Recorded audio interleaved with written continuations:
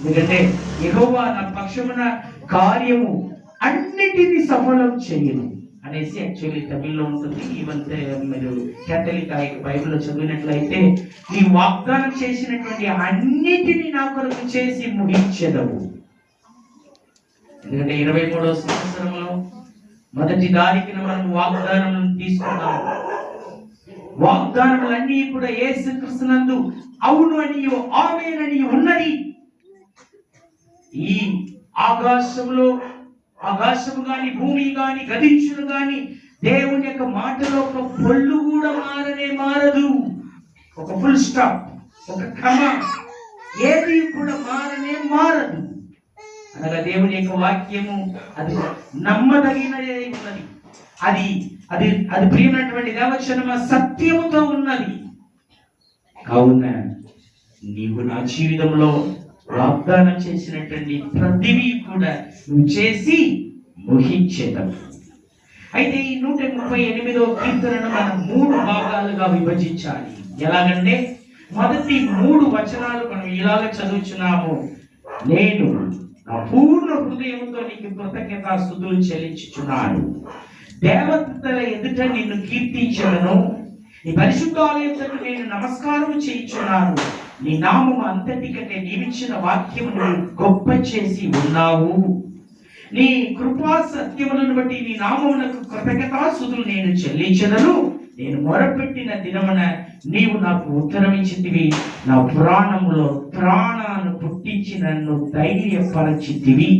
ఇది మొదటి 3 వచనాలు, మొదటి భాగం. ఇందులో ఏం మనం చూస్తున్నాం? దావీదు దేవుణ్ణి ఎల్లప్పుడూ స్తుతించేవాడుగా ఉన్నాడు. అవునయ్యా, గొర్రెల వెంబడ తిరిగినటువంటి దావీదును రారాజుగా సింహాసనంలో కూర్చోబెట్టి ఉన్నాడు. దావీదులకు తెలుసు, ఒకనాడు తల్లి మరచిపోయినది, తల్లి ఉండనేమో తెలియలేదు, తండ్రి మరచిపోయినాడు, సహోదరులు అనగా మర్చిపోయినారు. గొర్రెల వెంబడ తిరుగుచున్నాడు. సాముయేల్ ఈ యొక్క రాజు అయినటువంటి సౌలును త్రోసివేసిన తర్వాత దేవునికి ఇష్టమైనటువంటి వ్యక్తిని అభిషేకం చేయడానికి వచ్చి ఉండగా దావీదు కొరకే ఆ ఇంటికి వచ్చాడు. కానీ ఆ ఇంటిలో దావీదు లేడు. అందరూ మర్చిపోయినారు. ఒక్కొక్కరుగా వస్తున్నారు. వారి యొక్క ముఖ భావనను చూస్తున్నాడు. వారి యొక్క దేహ ఆ యొక్క అనగా బలిష్టతను చూస్తున్నాడు. వారి యొక్క ఎత్తును చూస్తున్నారు. వారు ఎంత పొడవుగా ఉన్నారని చూస్తున్నారు. వారి యొక్క కండబలమును చూస్తున్నాడు. సాముయేల్ ముఖం అందంగా కనబడుతున్నది చూస్తున్నాడు. సాముయేల్ అనుకొనిచున్నాడు, ఇస్రాయేలు సైన్యంలో నిలబడి గొప్ప మరి యుద్ధం చేయగలిగినటువంటి యుద్ధ పౌరులు శౌరులు వారు. కానీ దేవుడు ఏమంటున్నాడు తెలుసా? నీవైతే పైన చూస్తున్నావు, నేనైతే అంతరంగమును చూస్తున్నాను. హల్లెలూయా. మన దేవాది దేవుడు హృదయ అంతరంగమును పరిశీలన చేయండి. హృదయ ఆవేదన ఎరిగిన దేవాది దేవుడము. మనలో ఉండేటువంటి ఆవేదన, మనలో ఉండేటువంటి బాధలు మనం ఇతరులకు చెప్పినట్లయితే మనం ముందర వారు ఉంచుకొడతారు. అయ్యో ఇది నీకు జరిగి ఉండకూడదు అంటారు. కానీ బయటికి వెళ్ళిన తర్వాత అలా కావాల్సినది. వాళ్ళు ఎంత విర్రవీగుచున్నారు, వాళ్ళు ఎంత పొగరుగా ఉన్నారు. కావున దేవుడు వారికి నిజమైనటువంటి తీర్పు ఇస్తున్నారనేసి అంటారు. కావున అన్నింటినీ మనం ఇతరులకు చెప్పలేము. మన సన్నిహితులకు చెప్తాం, కానీ మనం చెప్పకుండానే దేవాది దేవుడు మన యొక్క హృదయ అంతరంగం ఎరిగిన దేవుడుగా ఉన్నాడు. దావీదుకు తెలుసు. దావీదు వచ్చేంత వరకు నేను ఈ యొక్క బంతిలో కూర్చోననేసి సాముయేల్ అంటున్నాడు. సాముయేల్ పిలువబడ్డాడు, దేవుని చేత అభిషేకం పొందినాడు. అభిషేకం పొందిన వెంటనే రాజుగా అవ్వాలి కదా. కానీ ఏమైపోయినాడు?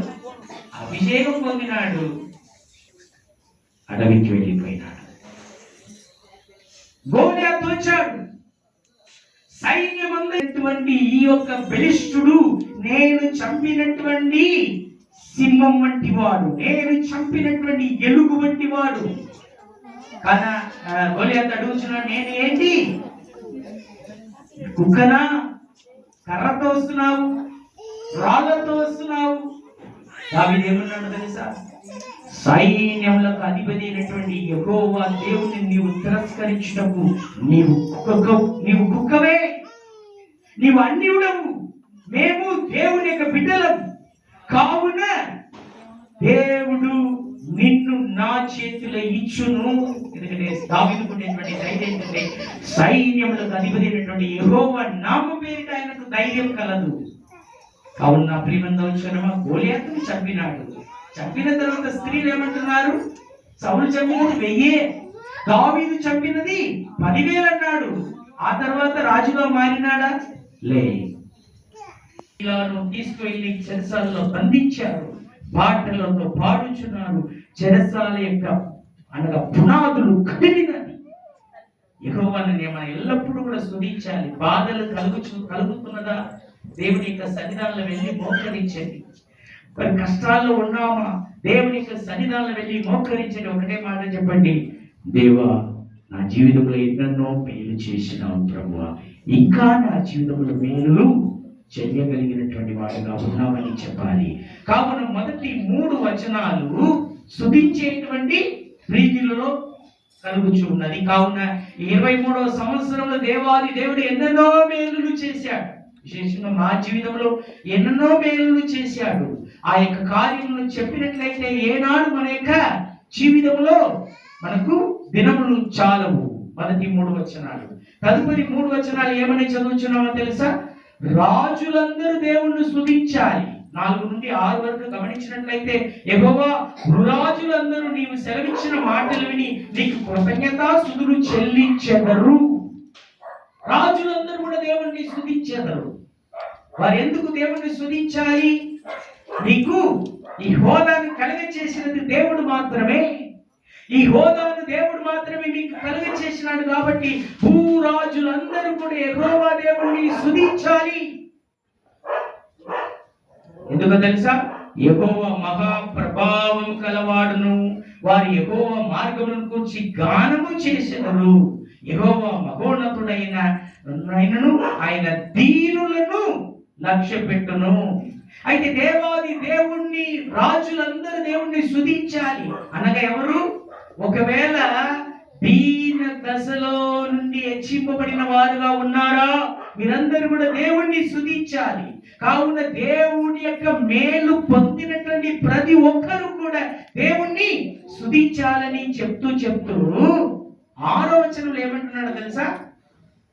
దీనులను లక్ష్య పెడుతున్నాడు, కానీ దూరంలో నుండి గర్విష్ఠులని బాగుగా ఎరుగును. దీన మనస్సు కలిగినట్లయితే యెహోవా లక్ష్య పెడుతున్నాడంట, కానీ గర్విష్ఠులు ఉన్నారు అని తెలిస్తేనే దేవుడు దూరమున వెళ్ళిపోతున్నాడు. చూసారా? ఈ లోకంలో అదే కదా జరుగుతున్నది. కొంత హెచ్చింపబడగానే వారిలో గర్వం రాగలదు.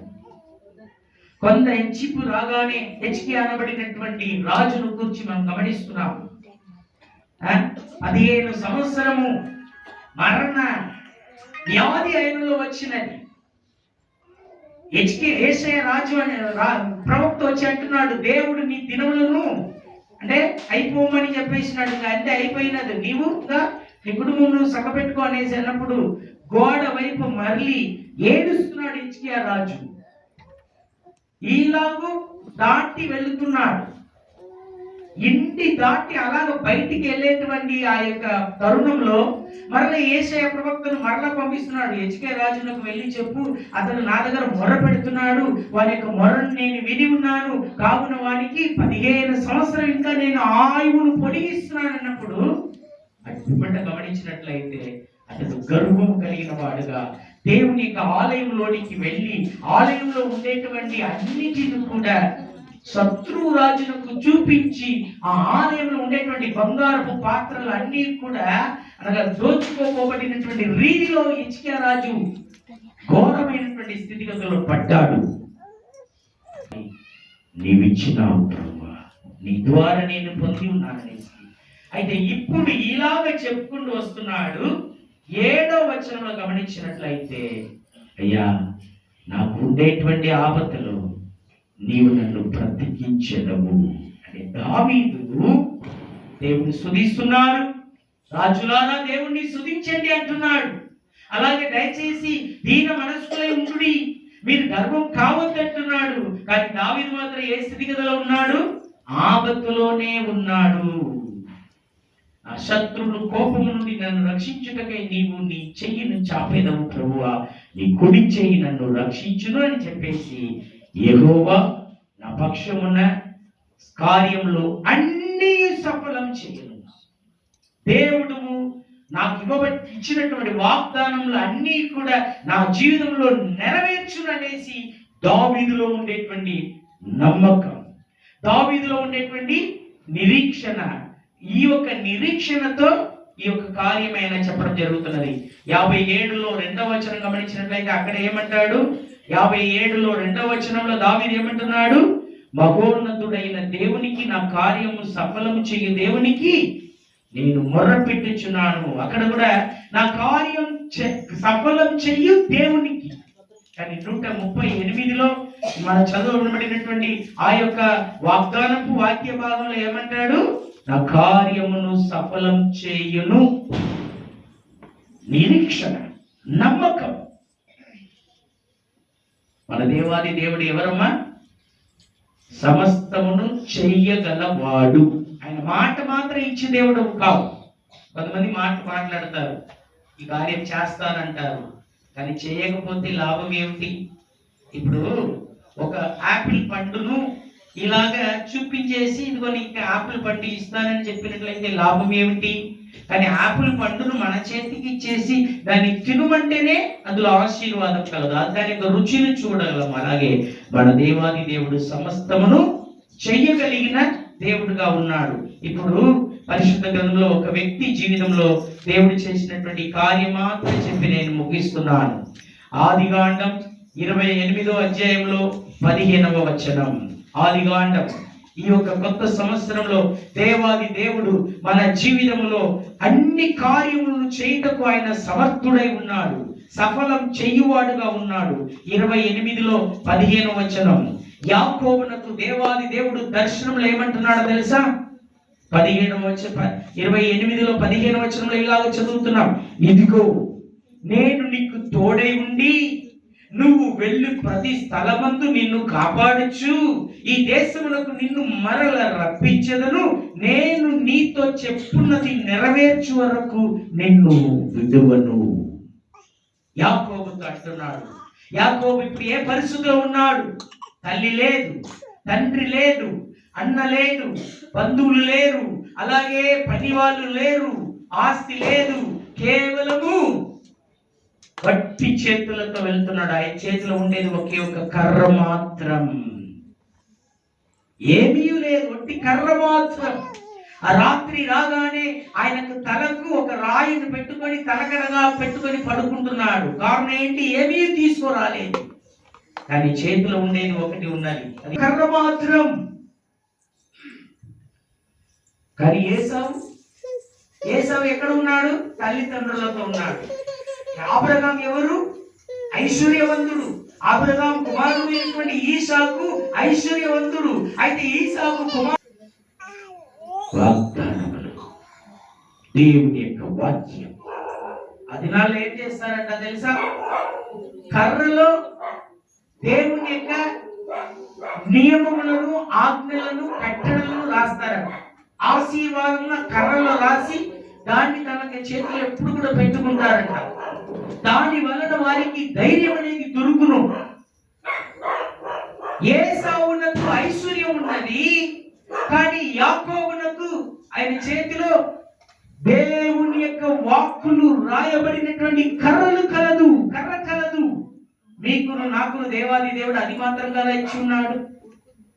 ఐశ్వర్యం ఇవ్వబడలేదు, ధనం ఇవ్వబడలేదు, ఇంకా అప్పులు, సమస్యలు, ఇంకా ఇబ్బందులు, ఇంకా ఆర్థిక ఇబ్బందులు, పిల్లలను కూర్చున్నటువంటి ఆ యొక్క అనగా విచారం, కుటుంబమును కూర్చున్నటువంటి విచారం, త్రాగేటువంటి భర్త, ఒకవైపున ఇరుకు పొరుగున మనల్ని ఇబ్బంది పెట్టేటువంటి ఆ యొక్క రీతిలో మనం జీవిస్తుండగా మన చేతిలో ఒకటి కలదు, ఎన్నడూ మారనటువంటి వాక్యం. హల్లెలూయా. కానీ మీకు తెలుసా, యాకోబునకు తెలుసు ఈ వాక్యం ఒకనాడు సరిదాగానిగా వచ్చి నన్ను రక్షించు. ఎందుకంటే ఆది యందు వాక్యం ఉండను, ఆ వాక్యం దేవుడే ఉండను, ఆ వాక్యం దేవుని యొక్క ఉండను. కానీ ఆ వాక్యం శరీరాధారి అయి కృపా సత్యం కలిగినటువంటి దేవుడుగా మన యందు నివాసం చేస్తున్నాడు. కానీ ఏసావుకు నాకు కలిగినటువంటి అన్ని కూడా నశించిపోవును, ఐశ్వర్యం నశించిపోవును, ఈ లోకంలో ఉండేటువంటి డబ్బు నశించిపోవును. కానీ ఎన్నడూ నశింపనిది, ఎన్నడూ మారనిది ఏది? దేవుని యొక్క వాక్యం. మీ జీవితంలోను నా జీవితంలోను దేవుని యొక్క వాక్యమును కలిగి ఉన్నాం కాబట్టి ధైర్యం కలిగి ఉందాం. లోకంలో ఉండేటువంటి ఆస్తి అంతస్తులు ఎన్నడూ కూడా ఒక చోటన ఉండదు, ఒకరి చేతిలో ఉండదు, అది మారుతూ ఉండగలదు. కానీ దేవుని యొక్క వాక్యము మనకు ఎల్లప్పుడూ ఉన్నది. అలాగా ప్రయాణం చేసి వస్తుండగా దర్శనంలో దేవాది దేవుడు యాకోబుతో అంటున్నాడు, యాకోబు నేను నీకు తోడై ఉండి 24 సంవత్సరంలో మొదటి తారీఖున మొదటి గడిలో ఉండేటువంటి మన జీవితంలో దేవుడు ఇస్తున్నటువంటి ఆశీర్వాదం, నేను నీకు తోడై ఉండి నీవు వెళ్ళు ప్రతి స్థలమందు నిన్ను కాపాడుచు ఈ దేశములకు నిన్ను మరల రప్పించదను. అనగా దేవుడు ఇచ్చినటువంటి ఆశీర్వాదమును నీవు పొందుదవు. యాకోబునకు దేశమును నువ్వు వెళ్ళేటువంటి ఈ దేశం నుండి మరల నిన్ను రప్పించదను. కానీ మన జీవితంలో దేవుడు మన జీవితంలో నియమించినటువంటి ఆశీర్వాదమును మనం పొందుదాం.